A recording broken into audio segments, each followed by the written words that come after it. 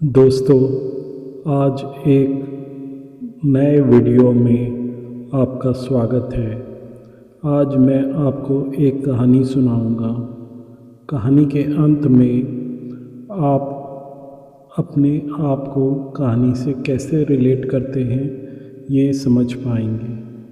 तो कहानी ध्यान से सुने। ये वीडियो सब राशि वाले देख सकते हैं। मेष से मीन तक सब 12 राशि वाले ये वीडियो देख सकते हैं। सबको अपने लिए कुछ ना कुछ इस कहानी से, इस वीडियो से मिलेगा। ये कहानी सुन सकते हैं सब राशि वाले और अपने आप को आप रिलेट ज़रूर करेंगे इस कहानी से। बहुत साल पहले एक देश में एक राजा रहता था। राजा बहुत धनवान था। उसके पास सब कुछ था, पैसा, सोना, चांदी, दुनिया की सब खुशियाँ, सब कुछ था राजा के पास। राजा की प्रजा भी बहुत खुश थी। एक दिन राजा ने सोचा अपने देश की सुख शांति के लिए कुछ दान देना चाहिए ताकि प्रजा सुख शांति से रह सके। राजा ने 21 ब्राह्मणों को बुलाया। राजा का प्लान था कि ब्राह्मणों को भोजन कराने के बाद जाते समय कुछ मूल्यवान वस्तु या पैसे दान करेंगे। सब ब्राह्मण आए, भोजन शुरू हो गया। सब ब्राह्मण राजा के महल के सामने मैदान में बैठ गए। सब ब्राह्मण मैदान में राजा के महल के सामने बैठे थे। राजा खुद सबको भोजन करा रहे थे। सब ब्राह्मण लाइन में बैठकर भोजन कर रहे थे। उसी समय वहाँ से आसमान में एक चील उड़ता हुआ निकला। चील के मुंह में एक मरा हुआ सांप था। चील वह सांप खाने के लिए ले जा रहा था। सांप के मुंह से जहर टपक रहा था। जहर की एक बूंद एक ब्राह्मण की थाली में जा गिरी। जहर की बूंद ब्राह्मण के खाने में चली गई। एक ब्राह्मण ने वह खाना जब खाया, जहर के कारण ब्राह्मण की मृत्यु हो गई। ब्राह्मण मर गया क्योंकि खाने में सांप का जहर मिल गया था। उसी समय शनि देवता वहाँ पर आए। उनके साथ राहु और केतु भी थे। शनि देव ने कहा, ब्राह्मण की मृत्यु हुई है, किसी को तो दंड देना पड़ेगा। राहु, तुम ढूंढ के लाओ जो ब्राह्मण की मौत का जिम्मेदार है, जिसने ब्राह्मण को मारा है। राहु और केतु सोच में पड़ गए। राहु और केतु ने जांच की तो पता चला, जब सब ब्राह्मण भोजन कर रहे थे उसी समय आसमान में एक चील मरे हुए सांप को मुंह में लेकर उड़ रही थी।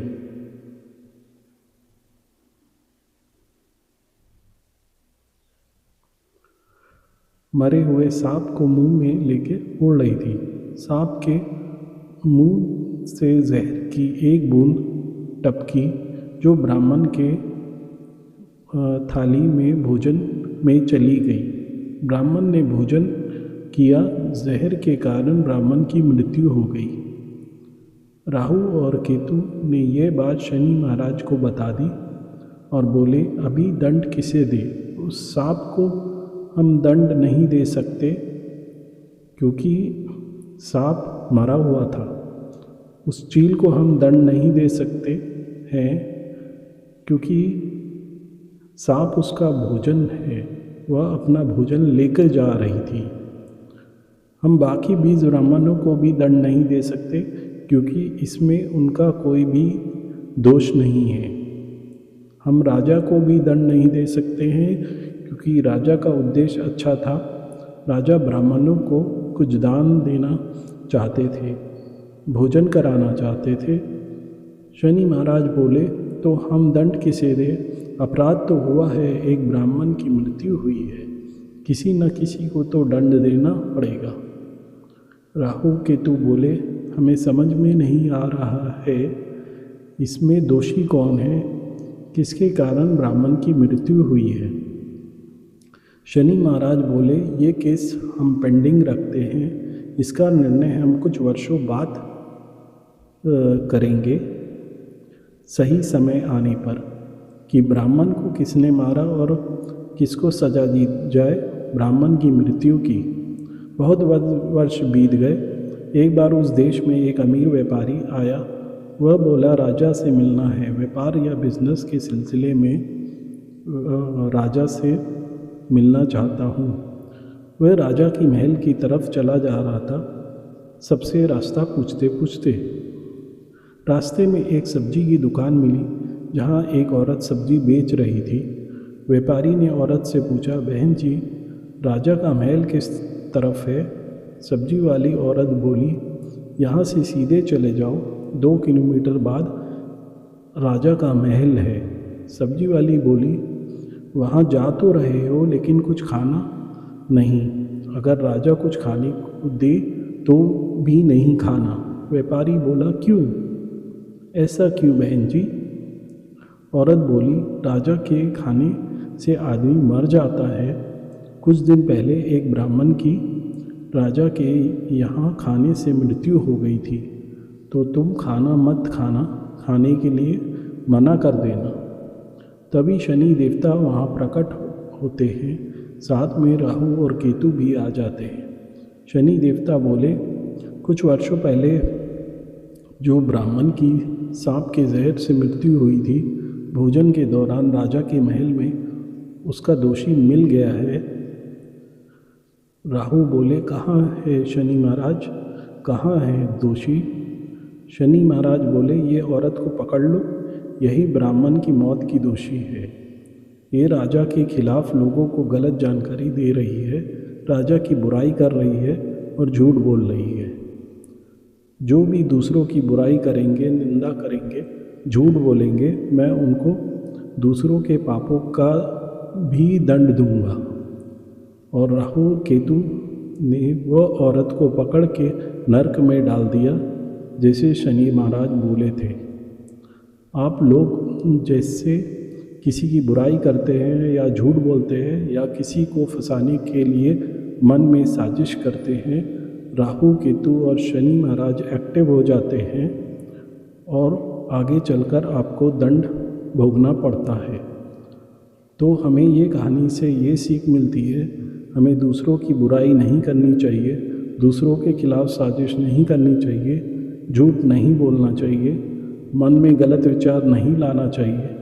अगर आप दूसरों के बारे में गलत सोचते भी हैं, तब भी आपको दंड मिलेगा। राहु और केतु और शनि महाराज तभी आपको दंड देंगे जब आप कुछ गलत सोचेंगे या बोलेंगे या दूसरों की बुराई करेंगे या कोई गलत काम करेंगे। आज के वीडियो में बस इतना ही।